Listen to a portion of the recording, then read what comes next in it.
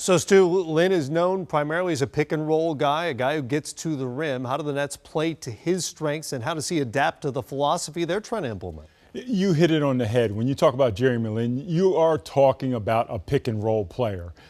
Early in his career, not so much, not as adept at running the pick-and-roll. You go back to last year, he was one of only 3 players in the NBA who 58% of the time scored off the pick-and-roll, which you're going to see here a little bit later, and 35% made the pass. And here, a beautiful pocket pass. You can see he's got great vision, hits him for the easy little dump off and the easy score. We said that he has the ability to score. Since he's come into the league, he's always been a scorer. Here again, pick and roll's his forte. He recognizes the screen. He has 2 options here, chooses to the right because his man goes under the screen. When you go under on Jeremy Lin, you're in dangerous territory, knocks down the 3-point shot. He's going to be a big focal point of their offense this year and have the ball in his hand a lot.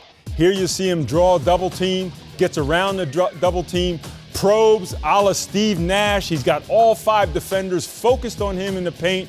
He's got that vision, and here you go, easy dump off for the easy score. Jeremy Lin is going to be the focal point of their offense, and pick and roll is going to be the mainstay. How good a fit is he? I think he's a perfect fit for what they're trying to do. Now the question is, are you ready now to be the main guy? Last year you shared those minutes with Kemba Walker, did an excellent job sharing it. Now you're the guy. You have to show your leadership. You talk about being mental.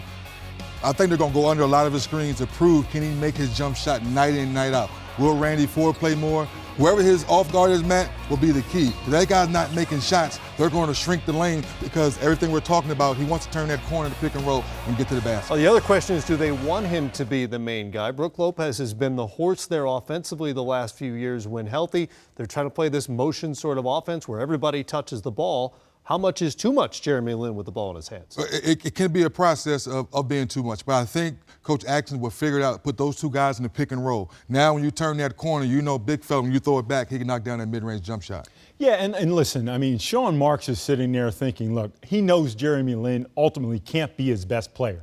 They got about $20 million under the cap for this season alone. They got 2 big chips to trade, potentially in Bogdanovich and also Brook Lopez. Again, moving forward, they may find their guy or their 3rd guy or their 2nd guy that can help supplement a guy like Jeremy Lin and continue to build on the process. And Atkinson has compared the pick and roll to the running game in football. You got to have it. You got to play off of it. But he also said you can't just go 1-5 pick and roll. No, you cannot run pick and roll all game long. No.